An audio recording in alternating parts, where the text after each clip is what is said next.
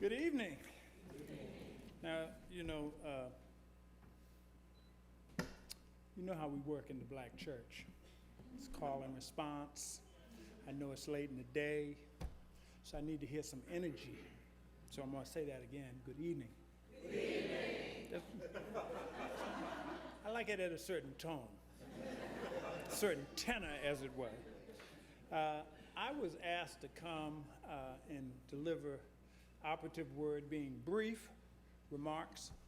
I'm privileged to work with members of the Congressional Black Caucus on a project called the Veterans Braintrust.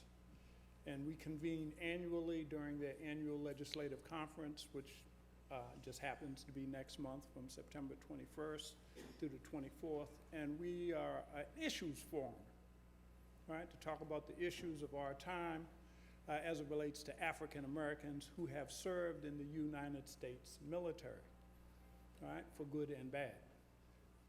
So I bring you greetings from Congressman Charles Rangel, decorated Korean War veteran from the proud state of New York, Corrine Brown from Jacksonville, Florida, who says all the men in her family served in the military, and Congressman Sanford Bishop Jr. from Southwest Georgia, not to be confused with Atlanta, all right? And it was my honor. One of the things we do is we present 2 awards annually during the NAACP's National Conference. The Jesse Brown Distinguished Leadership Award, named after the first African American to head up the Department of Veterans Affairs, and Julius Williams Distinguished Community Service Award. Now, Julius Williams was interesting. He was a World War II, Korean War, and Vietnam veteran, and he was the mastermind for the security of the March on Washington, right? And came to the NAACP from a slightly different perspective, bringing some of that military experience to that march. So we were fortunate on the centennial of the NAACP to present the Julius Williams Distinguished Community Service Award to Martin Klumpke's project and Maria Hone, talking about African American GIs, civil rights movement in Germany as an extension of the civil rights movement in this country. Now, I served in the military during the mid to late 60s. And as many of you know, or might not know, that was a very turbulent time in our nation, not only for those people who were the foot soldiers down south in the civil rights movement and marches, but also for those of us that were in the military that were caught in turmoil. I think some people use the term being ambiguous, finding our service being ambiguous in that we were fighting for the rights and privileges of people that we yet did not enjoy.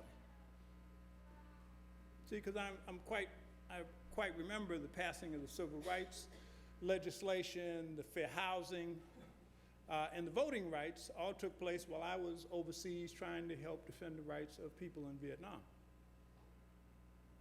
All right? So there was a certain kind of, what should we say?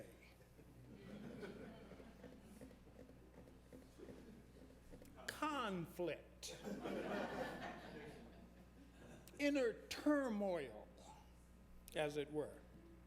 Okay? So I am very happy to be here.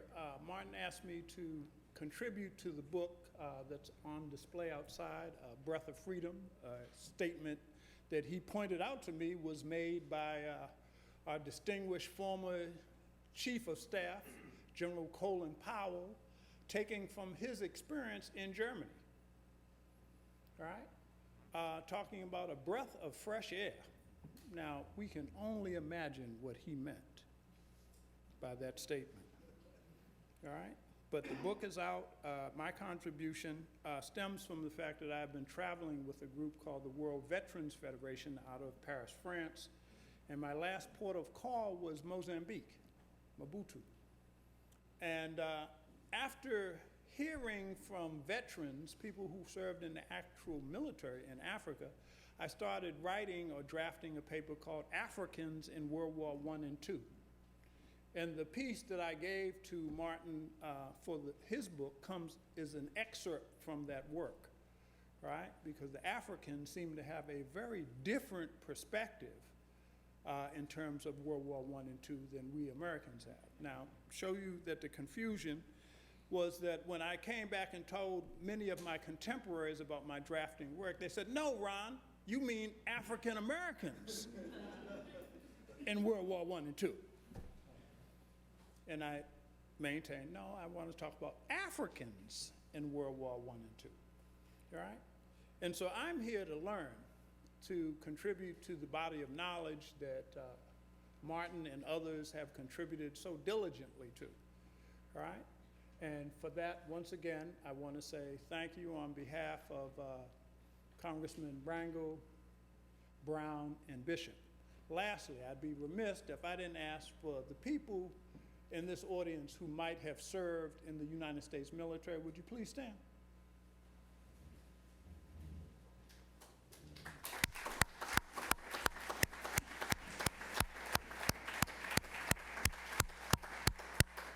Now, I also did a little bit of research and found that the person getting the award for his father served in the Korean War, is a Korean War veteran. And so we're here at the nexus of what next month I will talk about at the Caucus, being the 150th anniversary commemoration of the Civil War, the 60th anniversary of the Korean War, and the 50th anniversary of some of the most critical events in the civil rights movement, and that is the Freedom Rides and the Greensboro lunch counter sit-ins.